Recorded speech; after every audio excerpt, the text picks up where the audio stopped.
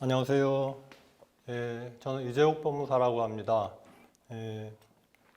제가 강의할 내용은 회사법과 등기 실무라는 주제를 가지고 주로 주식회사에 관한 등기 업무를 소재를 해가지고 강의를 12강좌에 거쳐가지고 진행하도록 하겠습니다.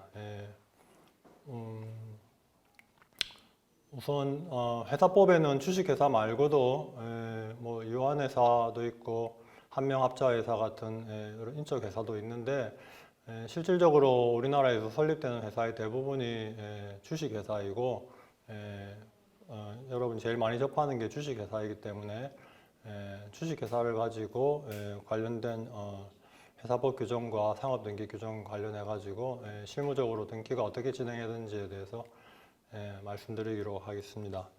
우선 강의를 시작하기 전에 제일 먼저 그럼 상업등기가 무엇인가, 상업등기가 왜 필요한가, 그리고 어떤 효력이 있는가 그런 거에 대해서 간단하게 말씀을 드리겠는데, 보통 등기라고 하면은 여러분이 흔히 알고 있는 것은 부동산 등기죠.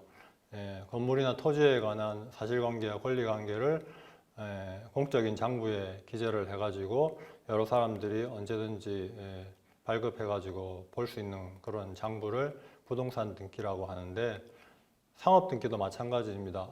특히 제가 다룰 주식회사에 관한 등기는 주식회사의 뭐 상호, 본점 소재지, 자본금, 대표이사와 뭐 각종 임원들, 그리고 목적 사업, 뭐 그런 것들에 대한 회사의 중요 사항을 국가기관이 관리하는 공적 장부에 기록해가지고 누구나 쉽게 발급을 해볼 수 있는 그런 제도를 말합니다.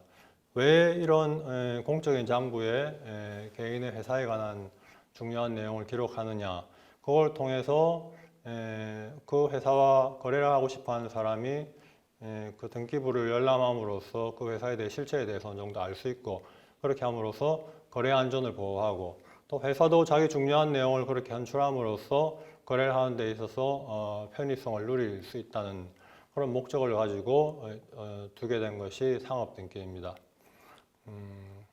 근데 그러면 이런 상업등기부에 어떤 거든지 다 기록을 할 수 있는가 하는 문제에 있어가지고 부동산 등기와 마찬가지로 상업등기도 등기할 수 있는 사항은 법에 정해져 있습니다.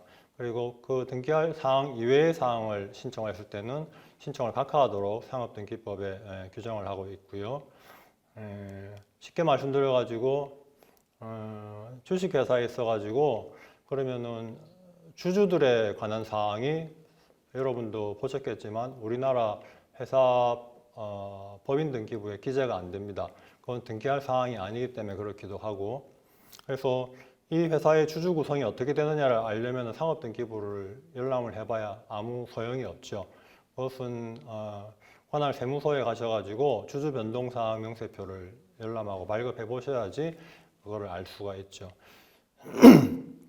그리고 지점이 있는 회사들이 있습니다. 그 회사에 본점이 있고 관할 외에 지점이 있을 때는 지점 등기부가 따로 개설이 되는데, 그 지점 등기부에 기록되는 등기사항은 본점 등기부에 기록되는 등기사항과는 좀 다릅니다.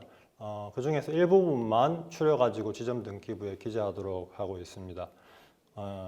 예를 들어 가지고 대표이사 이외에 그냥 대표권 없는 사내이사라든지 감사라든지 그런 일반 임원들은 지점 등기부에 등기가 안 됩니다.